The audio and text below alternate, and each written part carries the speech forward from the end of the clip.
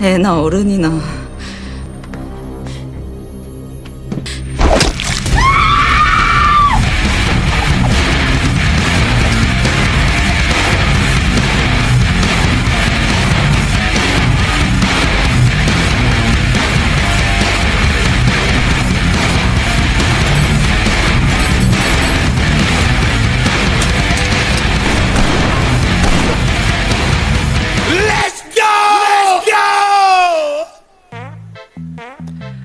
Pemirsa yang budiman, gimana kabarnya? Udah beli baju beduk?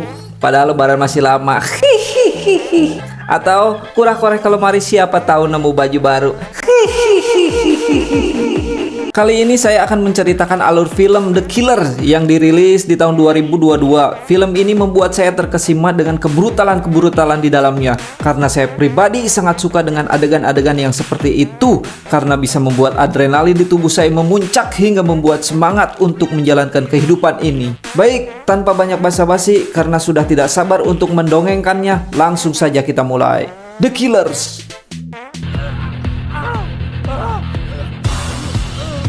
Film diawali dengan memperlihatkan sepasang suami istri, suaminya yang bernama Bang dan istrinya yang bernama Hyun-soo. Bang yang berkecimpung dalam bisnis perum, sehingga tidak heran jika terlihat dia punya rumah yang cukup bagus, juga beberapa fasilitas yang tidak kaleng-kaleng. 좀 봐라. 그게 그냥의 표정인가? Dengan sedikit mengolok pada Bang, Hyun-soo meminta izin kepadanya untuk liburan bersama teman wanitanya. Dan bukan hanya itu, Bang pun diminta untuk menjaga anak teman wanitanya selama dia pergi liburan keluar kota. Sebagai suami yang pengertian kepada istri, Bang pun mengantarkan istri dan temannya ke bandara. Sesuai janjinya kepada sang istri, Bang pun menjemput anak gadis teman istrinya bernama Yoonji. Yoonji mengajak temannya untuk menebeng ke mobil dan meminta Bang untuk mengantarkan terlebih dahulu ke toko buku untuk membeli LKS. 이 주변인이 겁나는 이유는 어디로 튈지. Dalam perjalanan kita diberi sedikit gambaran bagaimana istimewanya lalakon kita, yaitu si Bang, saat menganalisa semua yang dilihatnya dan dapat memprediksi sesuatu yang akan terjadi. Maka dalam analisa itulah Bang mengetahui bahwa Eugene dan temannya bukan hendak ke toko buku, melainkan akan nongkrong-nongkrong bersama teman-temannya. Bang yang juga pernah muda mengerti akan keinginan Eugene dan malah memberi uang kepadanya. 맛있는 것도 좀 사 먹고. 알았지? 고맙습니다. 그래. Saat sedang tidur, Bang ditelepon oleh Yoonji yang katanya dia kebabayan dan ingin cepat-cepat pulang. Dimana pada saat sampai di sana, Yoonji terlihat sedang asik dengan seorang pria yang merupakan kakak kelasnya yang langsung pamit saat itu juga. 윤지야, 나 먼저 갈게. 오빠 집 어디? Sebagai seorang cabai-cabean yang masih bau kencur, Yoonji ternyata tidak kebabayan. Ia ternyata ingin pulang ke rumah Bang karena selek dengan bestinya. Namun betapa picungurannya si Yoonji ini malah menyuruh si Bang pulang lagi karena dia masih akan nongkrong bersama pemuda kakak kelasnya setelah mendapat SMS darinya. Saat akan pergi itulah Bang melihat Yoonji naik motor sport bersama kakak kelasnya yang entah akan dibawa kemana, dan Bang tampak tak ingin ambil pusing dengan kejadian tersebut.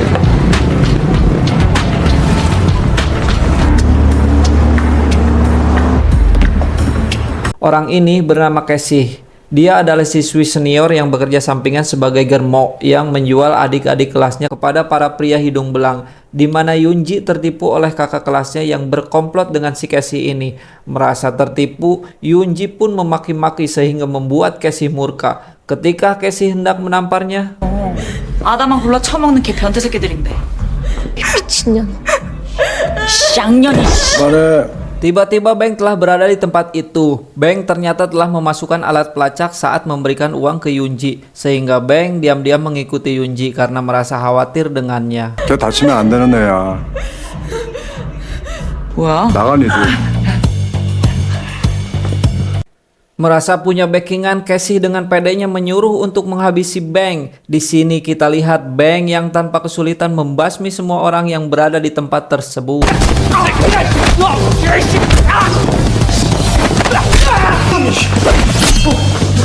Kejadian yang tak saya duga adalah ketika si Casey menusukkan pisau ke si Beng, tampak si Beng tak menunjukkan ekspresi apapun. Karena bila orang biasa, jangankan tertusuk pisau, ditojos jarum suntik saja pasti sudah menggurubung.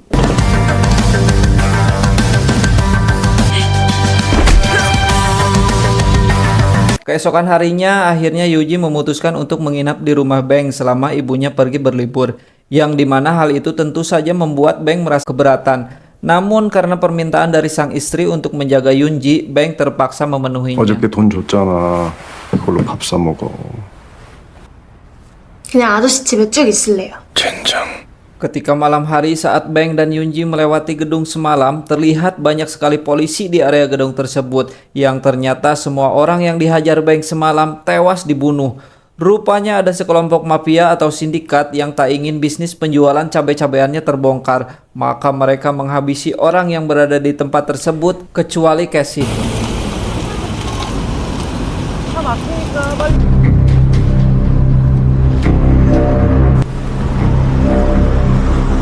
Besoknya kediaman Beng didatangi oleh seorang detektif, kita panggil saja Thomas.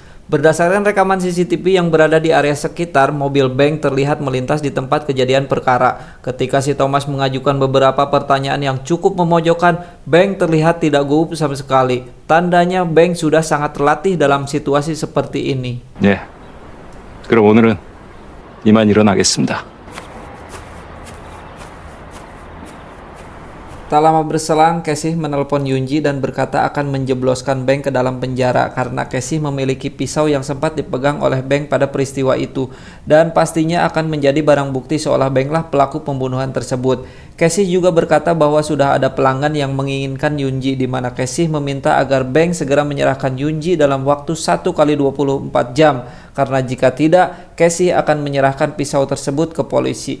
Lalu Casey juga berbicara tentang dompet Yunji yang ada padanya. Dasar mata duitan. 지갑에는 돈 잘 썼다고 이 개새끼. Beng langsung membuka koper untuk mengambil gelang pelacak yang langsung diberikan ke Yunji. Sementara itu dia langsung pergi ke si Casey memanfaatkan alat pelacak yang ada di dompet Yunji yang kini berada pada Casey.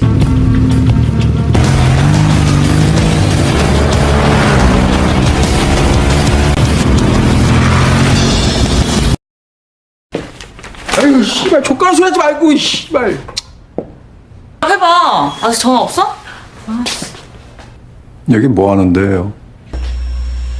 혹시 그 새끼야. Betapa terkejutnya si bos dan si Casey melihat Beng yang jol-jol sudah berada di situ. Lalu si bos menyuruh anak buahnya untuk menghabisi Beng. 뭐하냐? 이 새끼가. Dengan wajah yang datar dan tanpa ekspresi membuat si bos dan si Casey sedikit ketakutan, di mana ketika mereka menolak untuk menyerahkan pisaunya, Beng langsung memukul tangkurak anak buah si bos, bahkan menyayat tangannya menggunakan pisau. Hal itu membuat si bos berpikir bahwa si Beng bukan orang yang tepat untuk diajak kompromi, dalam artian mual baleg. Langsung saja menyerahkan pisau barang bukti tersebut. Namun si bos dan si Casey berhasil kabur. Kemudian Beng mendapat serangan dari seseorang yang berilmu tinggi. Entah siapa dia, kita belum tahu, atau tempe. Beng hampir saja terkena senjata orang itu dan mengharuskan meladeni orang misterius. Karena Beng merasa tak punya masalah dengan lelaki misterius ini, ia pun hendak menyudahi pertarungan dengan cara melumpuhkan kakinya. Lantas pergi begitu saja.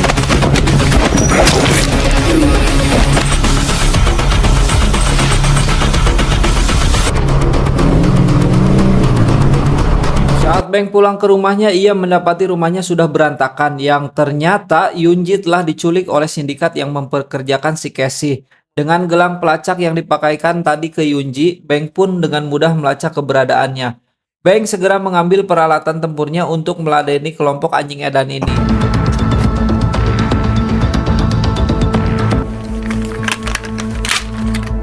Tak membutuhkan waktu lama, Beng sudah berada di lokasi di mana di tempat itu banyak gadis-gadis remaja yang disekap. Casey yang akan kabur bersama kelompoknya berhasil tertangkap lebih dulu, sehingga Beng bisa menggali informasi kemana Yunji akan dibawa.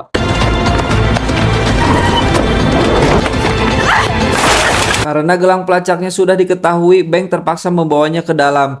Di sini Casey terpaksa menceritakan semuanya dimulai dari hotel tempat para gadis-gadis ini akan dijual ke pelanggan. Berikut alasan kenapa sindikat ini memilih siswi seperti si Casey ini sebagai germonya. Karena dengan cara itu bisa membuat modus operasinya tidak terlacak dan sulit terendus oleh pihak kepolisian. 지가 필요한 거야. 안전하고 체계적으로 관리해주는. Ketika Bank bertanya apa nama hotel tersebut, Casey tidak memberitahukannya karena dia menganggap Bank tak akan berani menyakitinya. Namun, Bank yang tak pandang bulu dengan santai menusuk paha Casey yang hampir menembus ke tulang sumsumnya, sehingga Casey memberikan nama hotel yang dimaksud.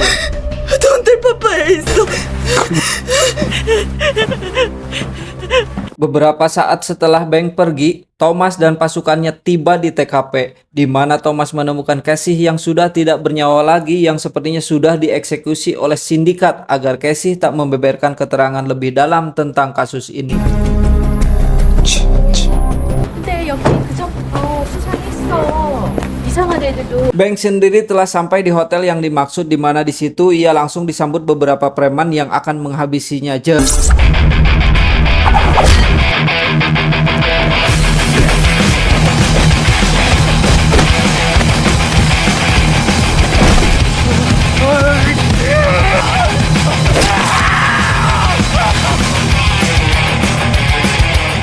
Sampai detik ini saya tidak benar-benar tahu siapa si Bank ini sebenarnya. Namun yang jelas Bank bukan orang sembarangan. Mau tangan kosong, pakai kampak, pakai pistol, dia sangat ahli dalam bidang pergeludan yang tertera dengan jelas dalam adegan ini.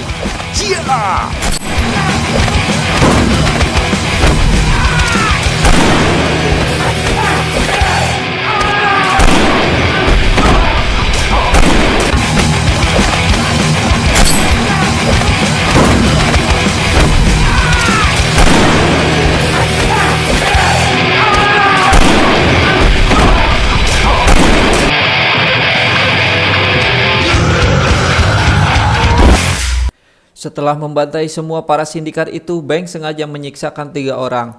Namun Bank menembaknya karena si cucungik ini hararese untuk dimintai keterangan. 먼저 말하는 놈만 살 수 있어.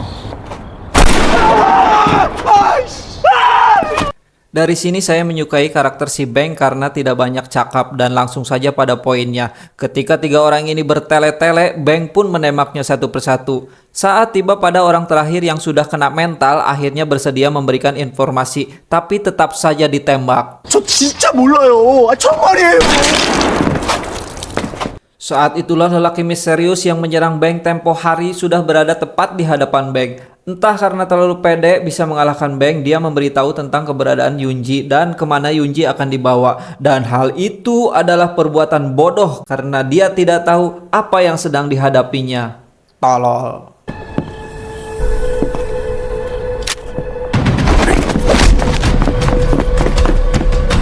Bank yang kembali harus meladeni orang tersebut membawanya bertarung di dalam hotel. Namun karena Bank tidak punya banyak waktu, ia memilih kembali untuk tidak menuntaskan perkelahiannya. Lalu kabur menggunakan seutas nafas.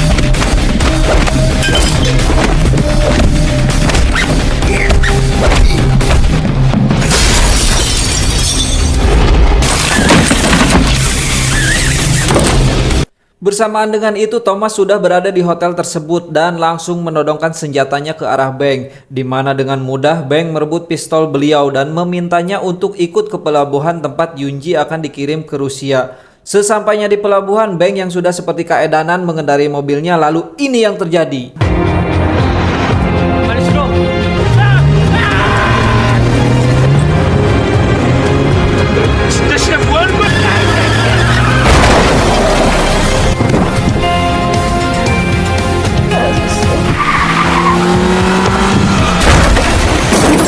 Setelah menyelamatkan Yunji yang disandra para sindikat, Bank pun menghampiri si bos untuk mencari tahu siapa dalang dibalik penculikan Yunji. Namun karena dia bertele-tele, Bank pun menembaknya saja. Dan kalian pasti akan tercengang ketika mengetahui si detektif atau si Thomas ini adalah polisi korup, di mana Bank yang mengetahui akan hal itu membuat suatu kesepakatan dengan Thomas agar membereskan semua kekacauan ini dan menganggap agar Bank tidak terlibat dalam kasus ini. Maka sebagai imbalannya, Bank akan tutup mulut atas suap yang telah diberikan oleh si bos yang ditembaknya tadi. 따로 수고하십시오.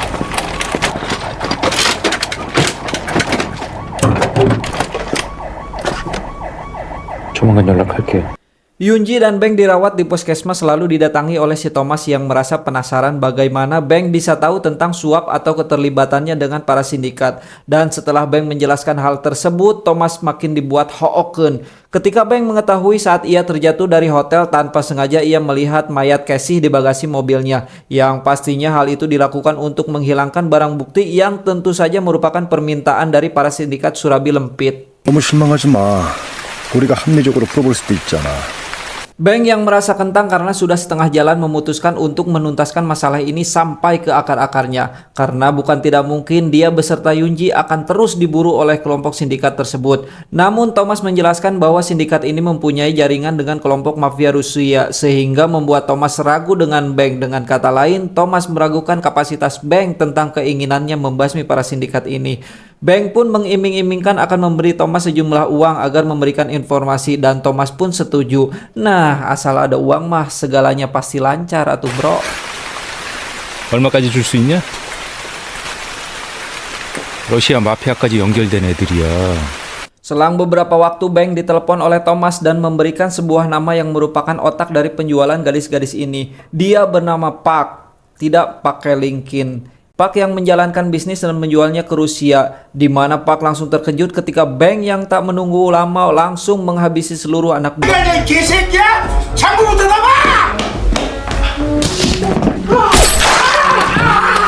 Ketika Beng menanyai si Park, dia tentu saja tidak memberikan informasi apapun karena tahu bahwa walau Park memberikan informasi, dirinya akan tetap saja dieksekusi oleh Beng. Namun Beng berkata akan membiarkannya hidup andai saja Park mau buka suara. 희망을 버리지 마. 잘하면 살 수도 있잖아. Mendengar hal itu, Park pun mau buka suara di mana ia menjelaskan bagaimana bisnis ini bekerja. Bermula dari mempekerjakan pelajar sekolah seperti Casey dan yang lainnya untuk mencarikan para gadis-gadis yang masih ABG. Di mana jika ABG sudah didapat, Park akan mengolah ABG-ABG ini untuk diekspor ke Rusia yang nantinya akan menjadi santapan para pria hidung belang di sana yang gemar akan lendir dan desahan dari ABG-ABG Asia. 러시아 마피아. Beng menemukan fakta baru, ternyata selama ini Park mendapat backingan dari salah satu orang penting di Korea, yakni seorang hakim atau pejabat setempat yang sangat terkenal di Korea, yang selalu membantunya membereskan setiap masalah. Dan yang tidak membuat saya terkejut adalah sang hakim ini juga gemar akan lendir-lendir ABG, yang mana sebagai imbalan atas bantuannya, Park selalu memberikan ABG-ABG yang masih fresh, dan salah satunya adalah si Yoonji. 반사 생긴 보디가드도 거기서 스카우트한 거야.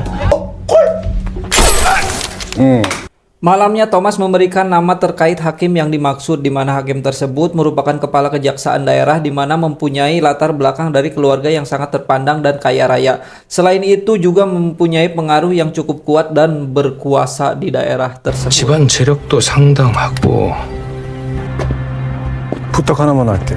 이런 거물은 왜 알아보라고 한 건데 짜증나게. Tak menunggu waktu lama, Beng yang bergegas menuju ke kediaman si hakim dengan menggunakan sepeda motornya lalu menembaki para penjaga satu persatu. Di sini kita kembali disuguhkan bagaimana keahlian Beng yang benar-benar edan lah, pengen atuh saya mah kayak dia mah, benar-benar jago.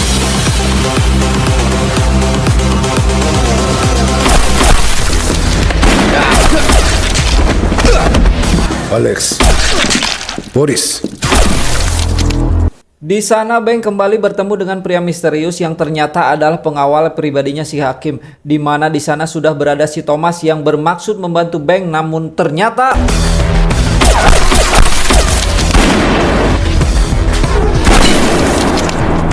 rupanya Thomas selama ini adalah kaki tangannya si hakim dan selalu membereskan masalah-masalahnya. Beng kemudian dibawa untuk menemui sang hakim yang dimana di situ si hakim akan ngomel lendir bersama seorang ABG. 법자냐? 돈도 많고 막강한 권력을 가진 판사님이냐? Kemudian sang hakim meminta Thomas untuk menghabisi Beng agar masalah ini cepat selesai dan dia sudah nggak kuat kepingin nyobain lendir ABG yang masih bulu kumuut.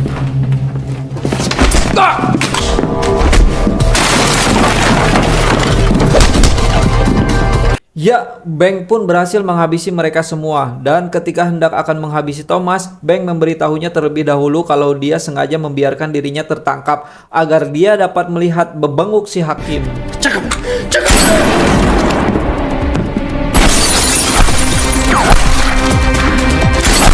Dan inilah suguhan pertarungan epik antara Beng dan pengawal si hakim, di mana saya yang menonton secara langsung film ini merasa roh yang ada dalam jasad ini meronta-ronta ingin menjadi Beng sebagai pembunuh bayaran yang akan menghabisi para preman-preman di Indonesia. Namun apa daya.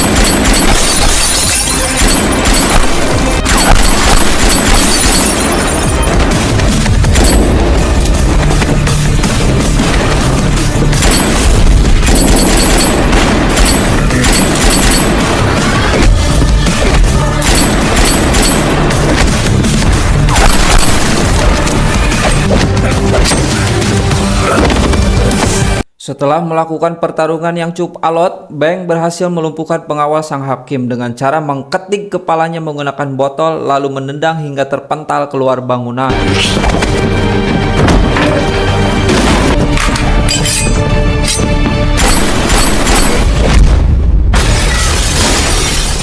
Bersamaan dengan itu, sang hakim yang telah selesai mengasah barangnya tampak santai bersih-bersih di toilet tanpa menyadari bahwa anak buahnya telah habis dibantai oleh si Beng. Dan itu menunjukkan Beng yang sungguh sangat cepat menghabisi semua anak buah si hakim, yang kita tahu bahwa durasi pengeceritaan tidak akan lebih dari 30 menit dan bahkan 5 menit saja. 들번거릴 거 없어. 어차피 올 사람도 없으니까. Setelah merasa dirinya terpojok, si hakim mencoba untuk menyuap Beng dengan harta, tahta, dan wanita. Namun Beng yang sama sekali tidak oleng dengan itu semua. Beng yang penasaran kenapa si hakim sangat menginginkan Yunji. Dan kita akan terkejut mendengar fakta bahwa si hakim sudah lama memboking Yunji. Namun bukan dari Casey, Park, ataupun si bos preman, melainkan dari ibunya Yunji sendiri. Si hakim pun memberitahu bahwa Yunji bukanlah anak biologis dari ibunya. Selain itu, ibunya Yunji ini juga merangkap sebagai mami atau germo yang bekerja pada si hakim dan banyak pria hidung belang lainnya. Beng yang mengetahui hal itu langsung saja menghabisinya.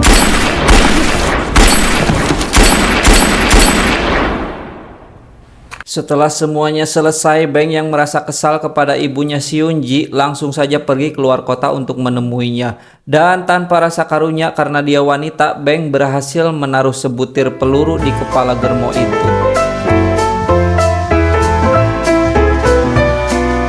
Dan film pun mamat. Film yang sangat membengkan.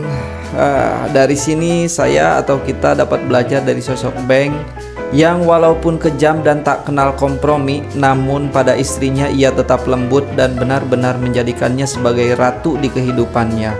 Jadi kita tidak usah takut dicap suami yang takut istri, karena tujuan kita menikahinya adalah untuk menjaga dan melindunginya serta memastikan dia bahagia dunia akhirat. Itu. Baik pemirsa yang budiman, sekian dulu dari kami. Maaf apabila banyak kesalahan. Kami segenap kru yang bertugas mengucapkan terima kasih. Sampai jumpa di video selanjutnya.